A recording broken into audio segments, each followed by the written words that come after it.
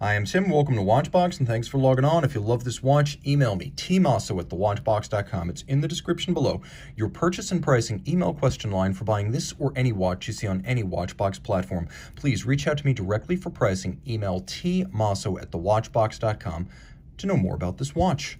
Back in 2010, in 20 pieces, Hublot launched its foray into the world of the ultra haute de gamme. This is the 20-piece limited edition Hublot Big Bang Tourbillon minute repeater, a flying tourbillon, a 5-day power reserve, and yes, an exquisite minute repeater.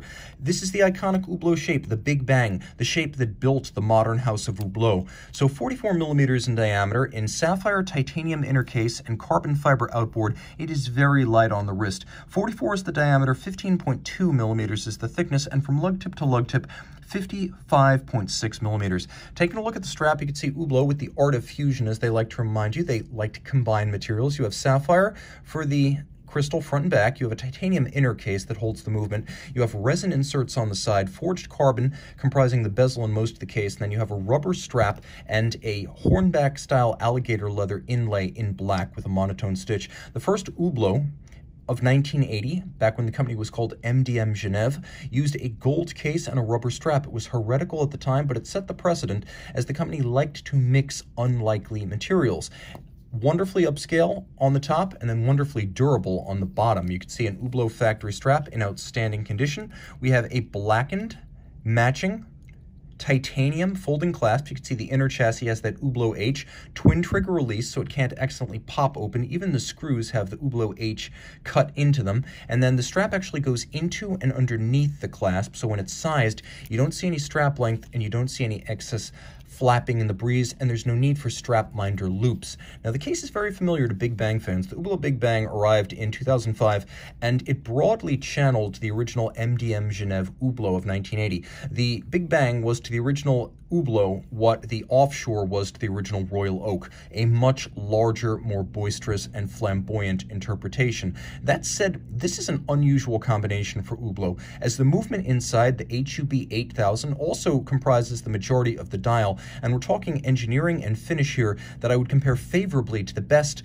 from the likes of, well, Audemars Piguet Renoir Papi, Urwerk, MB&F. It deserves to be discussed in that class because this is an Hublot that has both brawn and beauty, and I must say, given the engineering, brains on top of that. So, taking a look at the dial, it is effectively one and the same as the movement. You can see that there's satination, media blasting, black polishing, and then visible underneath the hands, you can see the rack and snail mechanism that helps to read the time for the minute repeater. The tourbillon, beating away at 21,600 vibrations per hour, features a custom free-sprung balance architecture that is remarkable in its use of variable inertia nuts on a non-annular design. It's tri-spoke and it's flying, which means it is a tourbillon with no upper bridge. A flying tourbillon has no upper bridge to block your view of it, and you can fully appreciate that for which you have so expensively paid. It's also a chatty watch, as if you put it up to your ear, you can really hear it ticking away. The level of finishing you'll see here, the beveling on the bridges,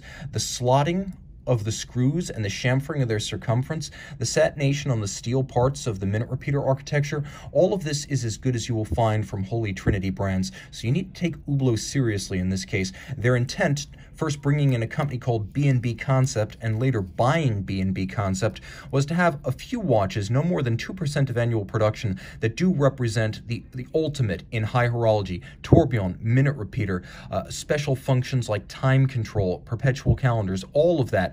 Hublot has channeled that through what was originally called B&B Concept. It bought B&B out of bankruptcy after the financial downturn and turned it into its MP, or Masterpiece division, which continues to make these movements for Hublot in-house. On the dial side, you can see all was carbon, resin, and sapphire. Here you can see on the reverse side, some of the bridges of the movement itself are made of carbon fiber, which I adore. The minute repeater strikers are classical in form and entirely black polished with beveled edges. And as you can see, there is a lot to love. There's a little grating, or sort of a screen, over a centrifugal governor for the minute repeater. All of this is 30 meters water resistant. In spite of the fact that most minute repeaters have no water resistance, Hublot makes this one safe for exposure to accidental splashes or rain exposure. And yes, this manual wind movement has a 5-day power reserve. Enough talk. This watch can speak for itself. Now, if you're asking me, How would I rate the finish on this? I would say truly on the same level that you would find from APRP, the top level Urwerks, the top level MB&Fs, Vacheron, and even Patek Philippe. It's that good.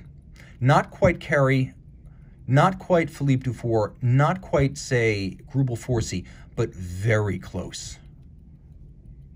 See how close we can get to 12:59 before I accidentally cross the threshold to 1 o'clock.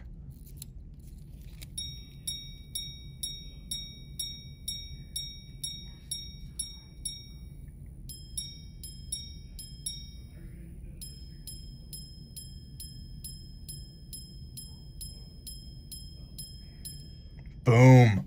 I'm good, but Hublot's better.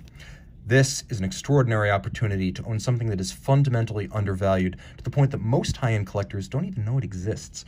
Reach out to Team Mosso at thewatchbox.com for purchase and pricing details.